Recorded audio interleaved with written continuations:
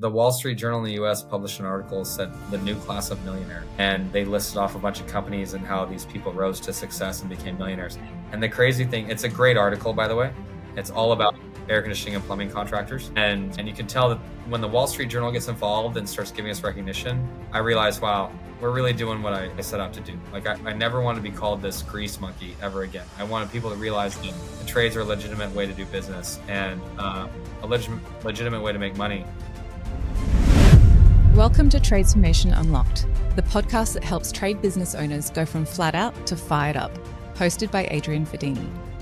In this episode, Adrian talks with Tom Howard, VP at ServiceTitan, serial entrepreneur, and a veteran of over 20 acquisitions and multiple exits. Tom opens up about a false leukemia diagnosis and how that moment forced him to reflect on what matters most, his family and the business he'd built to survive without him. They unpack what a real exit strategy looks like, not just for selling, but for protecting your team, your profits, and your peace of mind. If you've ever thought, I'll figure that out later, this episode is your wake-up call.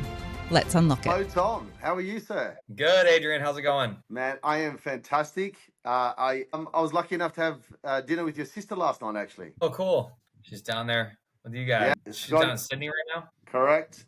Just came back from Melbourne yesterday. We're actually recording a podcast tomorrow.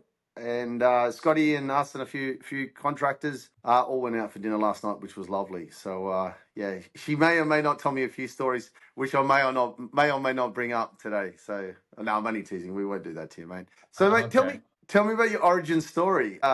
Believe you started at 15 cleaning out trucks. Can you want to tell me more about that? My mom told me how to get a job when I was 15 years old, and because that's when you could get a work permit where I lived, and got a job with an air conditioning contractor that lived 3 miles away. And so I'd ride my bicycle to work, and I would clean trucks and sweep floors and that kind of stuff after school every day. And then on the weekends, we would go out and run some service calls together. And I would help him, bring him tools, help him set up his ladder, clean up after things and that kind of stuff in between every call. And then during the summers, I would do what I could. So installs and that kind of stuff. And things progressed. So eventually I got another job after another, and I finally told the owner of the company I was working for that I was going to business school, so I never had to do air conditioning ever again.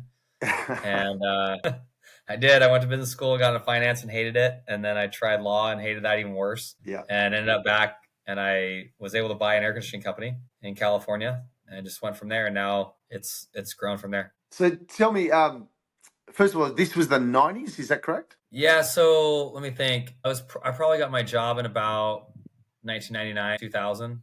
I graduated high school in 2002. Yeah, so it was around that time period. Yeah, when I lovely. first got in. And I guess there would have been a significant shift from I'm just surviving and having a job to, all right, I'm going to turn this into something. There's a distinct shift there when you go, well, I'm not just going to be a technician, and there's nothing wrong with being a technician. However, you wanted to acquire a business. Tell us about that. Yeah, I never believed I was going to spend my whole life being a technician. Yep. In fact, I spent most of my time thinking that I was going to be a tech to get through business school. And I was pretty disappointed. Finished business school in 2010. And I was selling air conditioning at the time. And I calculated out I was averaging about $80 to $90 an hour selling air conditioning. And the best wage you could get in a finance position in the country, in the U.S. at the time, U.S. dollars was like $48,000 a year, which came out to about half of what I was making. So I had to take a giant pay cut to get into finance. And that's when I really started thinking maybe the trades was a better deal than I thought. And I really am happy now though that I went through and got the foundation in finance and accounting that I did. Because it's really helped me to be a much better person in the trades and be a much better leader to my staff. It all comes back to numbers at the end of the day. If you don't master your numbers, and for all our listeners in Australia and overseas as well, numbers tell a story. And if you can't see what that story is, it could be a good story, it could be a horror story. So it's absolutely paramount. Do you want to expand a bit more on your mastery your numbers and what they kind of shifted for you? And I want to make it clear, you don't have to have a university education to know your numbers. It's hard to learn your numbers. So doing it on your own is really boring. Doing it in a classroom setting is really boring too. Just one way or another, you got to get through it. But I tell people it's kind of the language of business. Accounting is really the language of business. And Absolutely. you wouldn't go and try to, I don't know, be a waiter in Germany and not speak German. Yeah. You know, you wouldn't go to Spain and try to be a firefighter there or something and not speak Spanish. So I don't care what job it is, you got to know the language of the job, and the language of the job in businesses is numbers and accounting. And people say, well, I know numbers. It's add, subtract, multiply, and divide, and, you know, sell for more than it costs you, which is true. You have to really understand. Ellen Rohr has a good speech about that, by the way, if you haven't heard it. But really knowing your numbers in business is understanding a statement of cash flows, which a lot of people have no concept of what a statement of cash flows is, or where it comes from, or that it even exists. Understanding a balance sheet and what's the difference between your balance sheet and your profit and loss, and understanding forecasting and understanding budgeting. And a lot of these things, they're just not intuitive. It doesn't make any sense when you're looking at debits and credits in accounting on how, you know, what happens when I, you know, add to a liability account. Is that a debit or is that a credit? I don't know. If I'm adding to an asset account, is it debit or credit? I don't know. You know, you have to think about how that works. And accounting works really well with the double entry method. And it really has been figured out for years and years, but it's not something that it doesn't flow with our normal thinking. Yep. And so I really recommend going and taking you can do some basic community college courses for pretty cheap, a few $100, and just sit down and show up.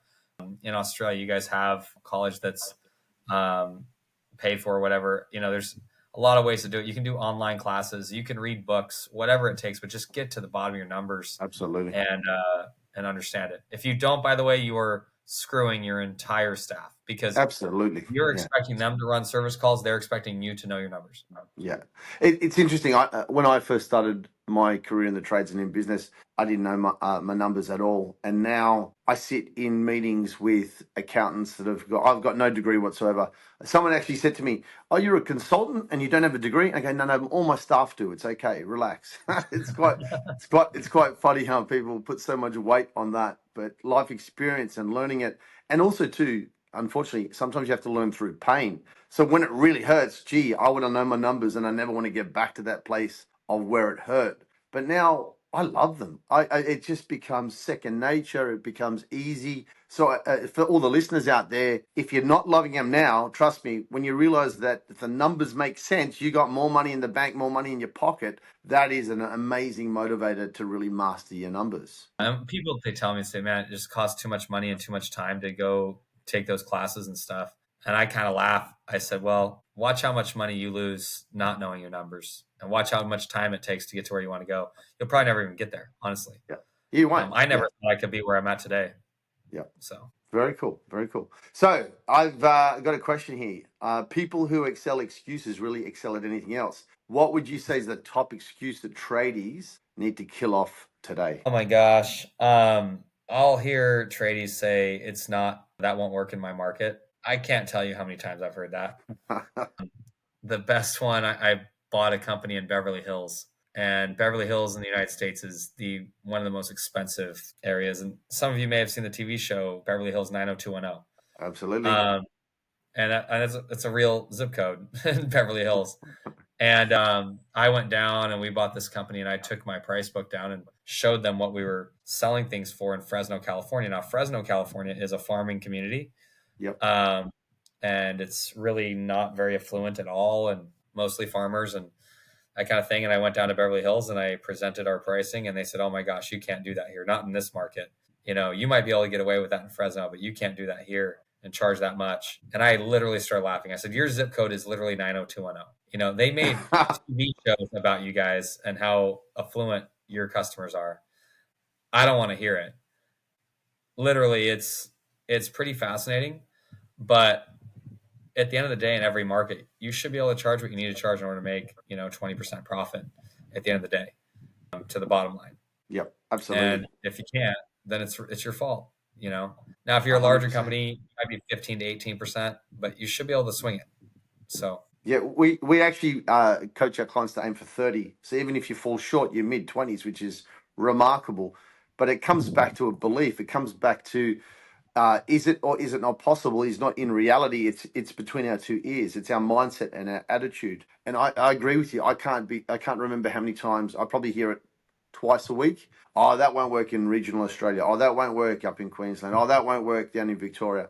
And I've seen it every single time, not just work, flourish. They become the most popular trade company in the area because their service standards go through the roof. Their customer experience goes through the roof. They end up with more 5-star Google reviews because they're not rushing to the next job because there's enough money in that job for them to stay present and connected with the customer. Yeah, I 100% agree with you, Tom. And as soon as you discount that and say it can't happen here, it becomes a problem. Especially you guys are almost all plumbing in Australia. Plumbing, people complain a lot less than they do in air conditioning. In air conditioning, they'll say, oh, I can find that part online for, $50. I can find it online for $100 and you're charging $1,200. Well, yeah, I'm charging $1,200, but I had to drive a truck out here that's fully stocked. I had to pay for a technician. I had to diagnose it. I had to put a warranty on it. I had to install it, do everything else. And you're more than welcome. It's, 45 degrees Celsius outside in Fresno or Las Vegas, wherever my shop is. And your aircon's broken and you want to order a part and wait 2 weeks for it to show up. And then you're going to go climb on the roof in 45-degree Celsius weather and install it yourself. Good for you. You saved yourself $1,000. Yeah. And then hopefully it doesn't break and hopefully it's the right one. Because by the way, Amazon doesn't care if you ordered the wrong one. That's it. Anyway. And hopefully you don't fall off the roof. Hopefully don't fall off the roof. In plumbing, nobody goes and says, when we sell sewer line replacement, let's say we sell it for $20,000 US. Yep. It's like 30 grand Aussie. So you got it's 4 or 5 feet down. It's 30 foot long. The actual cost of the pipe is a couple $100. Yeah. The labor of digging it up, it's like 2 guys, 2 days. But no one ever says, I'll go dig up. I found it online for $200. I'm going to go dig up my sewer pipe in my front yard and do it myself. No one ever says that. They just pay it. Nobody wants to deal with their sewer pipe. I promise you. And your cost of materials is way lower than we have in HVAC. And in aircon, I have to pay for, air conditioners that are thousands of dollars a piece and everything else. And in plumbing, that's why I got into plumbing. The margins are so great. And so when I hear people making excuses, I just roll my eyes. Even if they do make excuses, they're not your right customer. It's going to be less than 1%. Yeah. And it is. They'll always find one customer that complains. I get dozens that complain every day. That's okay.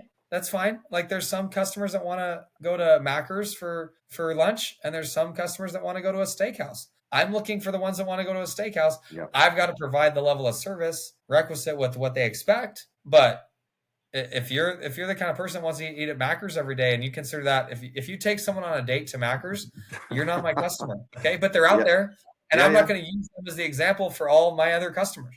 That's fine. We joke in training. We get all the tradies in the room. We go, on the count of 3, we're all going to say this word. You're allowed to say no. You don't have to work with this person. The only thing is though, if you say no, you better have your marketing in order. Your marketing better be good, because if you've got nothing else to go to, that really does cause a challenge and a conflict there. Why people feel they are trapped and they can't say no. Yeah. So tell me, you believe every business should have an exit plan, even if they don't intend to exit? Is that a fair statement? Yeah. Is that correct? Yeah. I mean, your exit plan might be that you're going to hold it forever and give it to your children. Your exit plan might be that you're going to sell it to your employees. Your exit plan, whatever. The reality is your life has an exit plan. Yeah. I checked, by the way, I looked it up. I don't know if you knew this, but humans have a 100% mortality rate. It's funny. So, as soon as you said that, I went, we're all going to go. I think people think they're immortal. I know. And it's like, look, if you don't have an exit plan, your body is going to exit at some point. You get hit by a bus. You could live until you're 110 and get cancer. You could just die of just getting too old, but it's going to happen. And trust me, you don't want to be sitting there in a bed with cancer and going, oh man, what am I going to do about my business? What's my wife going to do? What are my employees going to do? Like, I've been there. They diagnosed me with leukemia on accident. It was a false diagnosis. Oh, wow. But I had to think right then, what am I going to do? Wow. For a month and a half, I believed I had leukemia. About a month. Oh, my God. They said, oh, we need to check some more tests and this and that. And it was wrong. And they said, oh yeah, actually we found this weird virus that, you know, it makes your blood counts look different and things. And it was crazy though. And this is only a few years ago. And so, but the thing is that when that happened, I already knew what to do with my business. That wasn't the problem. All I had at that point was I was thinking about my kids, and I started writing down everything I could think of that I wanted them to know, because I knew that I wouldn't be there to teach my kids. But you don't want your business to be the main thing that, you know, that's not something you want to be worrying about. And so that's fine. Run it.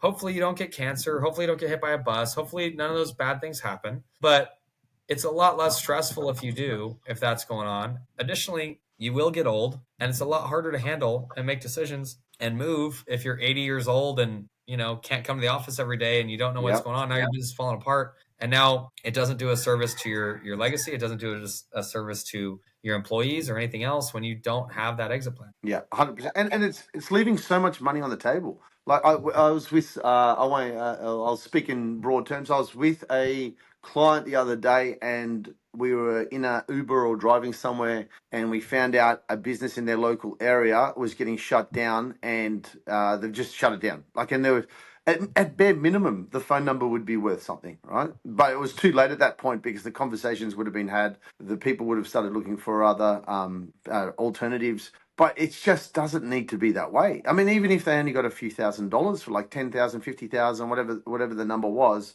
at least get something for it, you know, rather than just shut it down. Because all those clients have been with that company for, I think, 30 or 40 years. So they're going to trust them. And if there's a great segue conversation, hey, these are the guys that taken over your house to take care of it, etc. People will go, oh, great, I feel comfortable now, rather than having to find a new relationship. So it's such a waste. It worries me. Yeah, it just kills your value. So absolutely, and that's the worst part. They've trusted you for 30 years, and then you've just kind of, I'm shutting the doors, and then they go, wow, did he really care about me? People act like it's a badge of honor, like it's noble. I'm never leaving. I'm not doing blah, blah. I'm like, no, you are leaving, and you're just an idiot. Like, your body will not allow you to live forever. I'm sorry. 100%. You're going to leave if you're just failing to plan. That's it. Yeah.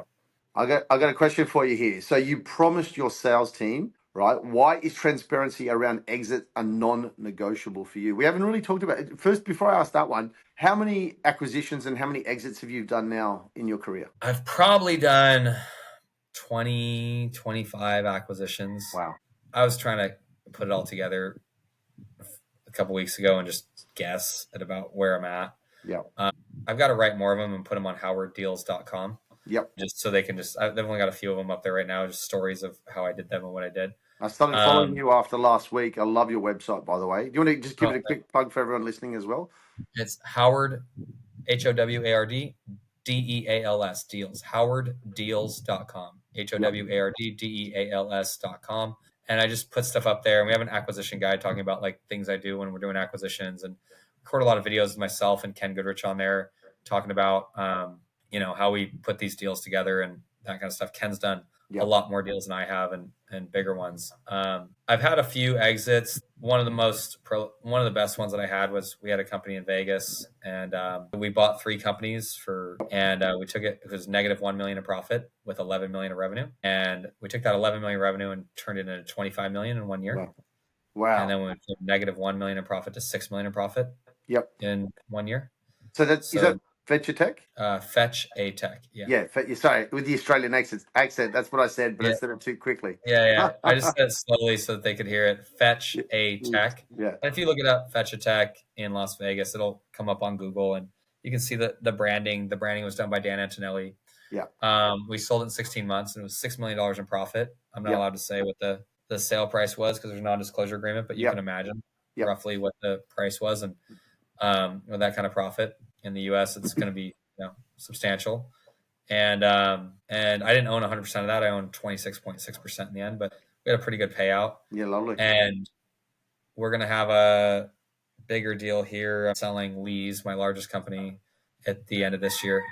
But we should, on that one, on net profit, we should be sitting somewhere around 26 million to 30 million. Fantastic. That's amazing. That is absolutely amazing. By the way, you don't know, I actually got a tour of Fetch a Tech after you sold in 2023 in the new office. Oh, yeah. Lovely training room. Much bigger than our old one. So spacious. It was remarkable, really remarkable. Yeah. Service Champions bought it. They've done well with it. They're a great firm, and I'm really happy that we sold to them. Yeah, lovely. Awesome. So how do you decide to grow for cash flow or grow to sell? Like, is that a decision that you make? Yeah, I mean, you get a lot of cash flow when you sell, so I don't. Either way, Yeah. Some people want to just continue to do that and just operate. I don't want to operate for 20 years at a time. 3 years, 4 years is fine. And quite frankly, right now I work at ServiceTitan full time. Yeah. And I've been working at ServiceTitan full time for 5 years. That Fetch a Tech deal, we did it while I was working at ServiceTitan. Lovely. We bought it, fixed it, and sold it. Yeah, that's a great segue. That's how we met. ServiceTitan. So let's just talk about that for a second. What an amazing couple of days last week. You know, I'm a passionate guy. You probably saw me. I was bawling my eyes out half the time because the inspiration in the room. Front row for a while, yeah. Oh man, the human potential was unbelievable. Unfreaking believable. I'm hearing rumors there could be another one. I don't want to say dates and times, but We're I've heard. trying. If this one goes well enough for the numbers for them, which I think it is, we will have another event in October. That's what I'm hearing. Sydney as well. And do it again. This last one we had about 176 people.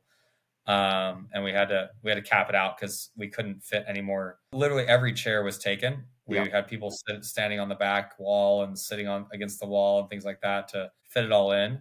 We're thinking this next one we could do about 350 people, but we already have interest. We think we could hit 500, 600 people trying to attend, but we only have 350 spots. So we're trying to see what we can do, see if we can get a bigger venue or whatever else. But it went so well. Yeah, I was shocked. I didn't think that it was going to go that well. And in the US, there's a lot of conferences, but there just doesn't seem like there's a lot in Australia. Not at that scale at this point. And yeah, there definitely needs more. We definitely need more. It was and it was like, I think I knew 80% of the room, and it was just so, like, we're craving for it. We love it. Like, and quite a lot of them are clients or past clients. So it's just like a reunion. It feels like a school reunion, but just, yeah, it was so much fun. And the energy was high. The people were great. Everyone was like so excited to see one another. The speakers were remarkable. Your sister was a powerhouse. Keith, Ellen, like, it just was fantastic. I'm really looking forward to it. I'm actually probably going to change my plans of not going to Pantheon this year and bringing the majority of my team to the Australian one, because it's such a great. Have you been to Pantheon before? Yes, last year I was at Pantheon, and that I mean, look, actually, maybe I go by myself. I don't know, but that was another mind-blowing experience. There was, I think, 4,000 delegates last year in Florida, and it was just remarkable. And in fact, we would just become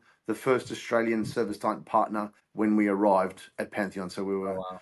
Yeah, it was pretty cool. Pantheon's like the Super Bowl, the mega. I guess Super Bowl would be different. You guys know what the Super Bowl is, but absolutely. Yeah, it's there, but yeah, I don't know if I was in Australia trying to take my whole family or my whole team to Pantheon, it'd be so expensive with airfare and everything else. Yes. But we're trying to do this in Australia, 1/10 of what Pantheon is, but at least you're there, you're in Australia, you're getting a lot of the content, just not the hubbub. I mean, like you said, it was 4,000 people last year at Pantheon. We're probably going to be at like 5,000 or 6,000 people this year. Yeah. And it's not just the amount of people, because there's a lot of conferences that have a lot more people than that, 50,000, 60,000 in the US. Yeah. But Pantheon it's the one conference where you see the CEOs of the billion-dollar shops show up. You don't see those showing up to any of the other events. Yeah. But when you go to Pantheon, you see, oh, he's 100 million in revenue, he's 200 million, she's $1 billion in revenue, whatever. I'm trying to remember the names of the three gentlemen that were on the stage, and there was 3 CEOs, and they were all roughly $1 billion in revenue each. Do you remember that? I can't. Yeah, it was probably the head of Service Champions is usually there. He's Frank DeMarco, which really great guy. And then you've got Ken Haynes from Wrench Group. Then you've got they're over $1 billion. The head of Apex is usually there. Apex is about 2.4 billion in revenue. They'll get on stage and at every Pantheon. The CEO Turnpoint is usually there. He's 1.6 billion revenue. That I don't know. Last time they told me it's nuts. I don't know what their actual revenue is now. It's been a couple years. Yeah, Tom, I have something for the listeners. I think it would be beneficial for most Australians. Look, everybody does whatever the hell they want. However, like I will offer my opinion. You don't have to take it, listeners. But I would start with Pantheon in Australia. ServiceTitan event in Australia, because it's a little bit more World of relatable. Titans. It's a little bit more realistic for you. Trying to go there and fathom those numbers is just, for some people, it's just incomprehensible. It is a little bit too far out of your reality. It opens up your expanded mindset of what's available and what's possible, but it could be a bridge too far for some. I mean, my 2 cents would be Yeah. start with the Australian one and then Yeah. graduate to Pantheon the following year. The nice Yeah. thing is, we put those numbers up and just told people what the actual numbers are. And this Yeah. one we could vet because we verified all the numbers before talking about them. Because I get tired of seeing people post stuff on Facebook that's all just fake and it's just them exaggerating everything. Yeah. When I say this is my average ticket, it's really my average ticket. We pulled it from ServiceTitan and verified this is what my average ticket is. This is what my close rate is. This is what we expect to sell. Yeah. It's just really pretty awesome. It's amazing. It's so inspiring. In Australia, and I feel, I mean, I know from talking to Catherine, yourself, and all the other our friends in America as well. Our industry has a little bit, and has had in the past, maybe not so much now. It's definitely, we're shaking it off, a chip on our shoulder. We're blue collar. We aren't legitimate, excuse me, business owners. And now when we have this kind of success and this kind of profit, this kind of growth, you go, wow. I'm in the right, like you said when you discovered that being a lawyer wasn't so crash hot. We're in the right place. It's such an I guess a turning point for trades across the world at the moment. It's quite inspiring. The Wall Street Journal in the U.S. published an article said the new class of millionaire, and they listed off a bunch of companies and how these people rose to success and became millionaires. And the crazy thing, it's a great article, by the way. Yeah, it's all about air conditioning and plumbing contractors. And you can tell that when the Wall Street Journal gets involved and starts giving us recognition, I realize, wow, we're really doing what I set out to do. Like I never want to be called this grease monkey ever again. I wanted people to realize that the trades are a legitimate way to do business. Absolutely. And a legitimate way to make money. But anyway, on that article in the Wall Street Journal, if you look it up, we read every single name of every company in there. And all the private equity companies that were listed on there as well. Yep. Every single one of them in there were customers of ServiceTitan. And that's when I realized, wow, we're making an impact. That's what I want to do. Ara and Vahe, the founders of ServiceTitan, they made tons of money. I know them very well. I texted both of them today earlier, just talking about some stuff. They both don't need the money anymore. Yep. Trust me. The company went public, everything else. It's about making that impact. Impact's what it's about. Absolutely.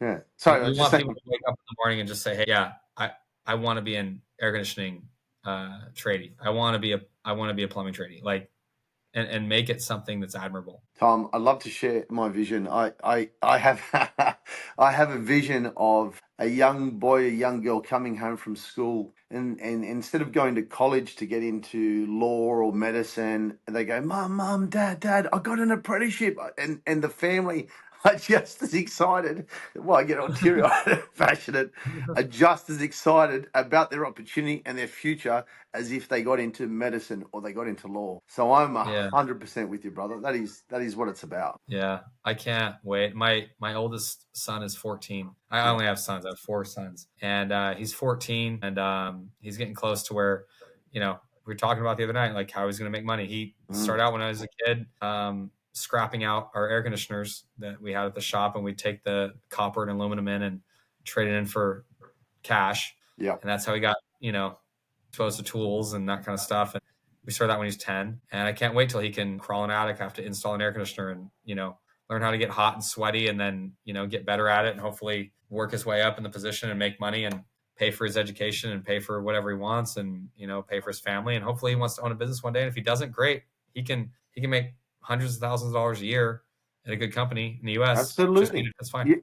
I think that's a great message to the listeners too. You do not have to be a business owner. If you're listening to this and you're in a sales role, or even an installer, you can have a remarkable, highly profitable, great career working in the business, not necessarily being a business owner. Not everybody is cut out for it.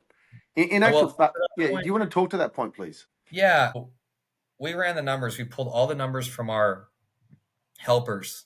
And I said this on stage, our helpers that they're apprentices basically for installation. They just help on the install. That's it. And we had 12 of them last year that were just apprentices. And they made the lowest person there out of those 12 that made it through the year, because we let a few go that weren't making it. Yeah. Those 12, the lowest wage was $120,000 a year. Remarkable. US. That's $180,000 Aussie. Yeah. As an apprentice at our company. It's the lowest field employee made $120,000. Yeah. 180K Aussie. As an apprentice, they can go becoming a lead. They make more than that. Yeah. They can make a great living doing it. And these guys came from working in the fields, picking grapes and, lettuce and whatever else they had to do. And they came to us and got this job, and they're learning the trades, and we're paying for them to learn it. And they got a job right away, making $120,000 US, 180,000 Aussie dollars. There has to become a mental shift for business owners. Oh, I can't pay my guys that much. Yes, you can. You just have to charge your customers more. Your team are way more important. And I know this is going to be hard for a lot of listeners to swallow. Your team are more important than your clients. Yeah. And I mean that with all due respect to the clients as well. But guess what? You can't serve the clients without a team. So you have to make a decision. Do I either try and use an American expression, nickel and dime my team, or nickel and dime my clients? When I get my pricing right and I've got enough margin in there, my clients get an amazing customer service that blows their mind, and my staff get paid what they're worth. So that all comes back to the owner and the leader changing their freaking mindset. So you want to talk to that point? Yeah, one is that, you might not be able to pay your people $180,000 Aussie as an apprentice starting tomorrow, but you can get there pretty quickly. Like, it doesn't take very much. Hey, people say, oh, my customer's going to argue with me about it. Well, we went into a seafood restaurant called Nick's, right on the bay there in Sydney. A lot of you guys know what it is. It's right in Darling Harbor. Beautiful restaurant overlooking the water, lobster, oysters, everything else. Great steak. I think we had a rump steak, as you guys call it. Yeah. And not one person in that whole restaurant argued with the waiter about how much they should have to pay. Not one. There's a great YouTube video out there by Richard Koberger, put it out for ServiceTitan, and said, what if we treated contractors like we treat, or what if we treated restaurants the way we treat contractors, which is basically tradies. And it's really funny. You never see going to a restaurant like, oh my gosh, like, can't you give me a deal on that? It's way cheaper down the street at Macker's, whatever else. No one's going to say that in a restaurant. And the reality is you have to set that standard. Like, this is the price. And things like with ServiceTitan, when it's in a price book and it's digital and it's in front of you and it's just the price is the price, it's okay to say, okay, I'm going to give you 5 options. Don't give them a menu with one option and say, oh, it's, $300 is the whatever the price is for the meal. Your menu might have a $150 option, a $200 option, a $300 option, and not everyone's going to pick the 300. They might want to pick the 150 or the 200, but at least they have options at that point. And if they say, I can't afford or don't want all of those, then that's fine. That's it. There's no negotiation. So when you charge that price and you set that standard and you're clean cut and you're showing up with a clean van that's wrapped and everything, it sends a message to the customer that we're a legitimate operation and we charge accordingly. And at that point, it took us a while to build up, but now, we made amazing benefits for our people, and they get retirement accounts, and a lot of them get shares in the company, and, a lot of things that make it a great place for them to work and get excited about. And it gives them life-changing money. And that's the thing, is that I don't care about selling my business and getting money. I've made enough money in my life. With this next sale, I really don't need to work that much. ServiceTitan went public as well. I'm okay. Yeah. But it's going to be pretty lonely sitting there at your beach house overlooking the ocean without anyone else sitting next to you, because 100%. everyone else, 100%. It's funny what you're saying there about options and everything else. It's such a misconception that you need to sell to your customer.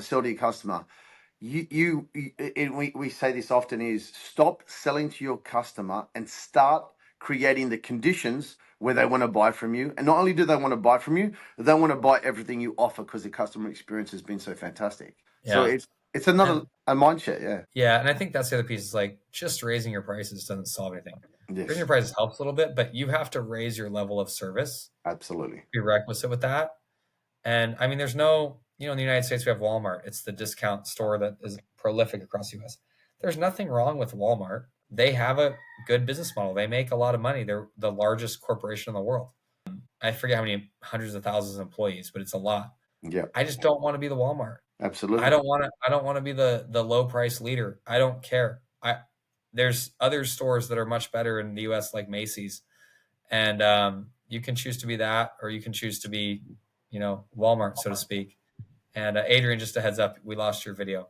Oh, hang on a second. But you have to decide at that point what you want to be. Do you want to be the low price leader, or do you want to be the higher price that provides the top value and has amazing customer service? And so that's fine. There's markets for everything. When I was broke and in college, I shopped at Walmart all the time. Yep.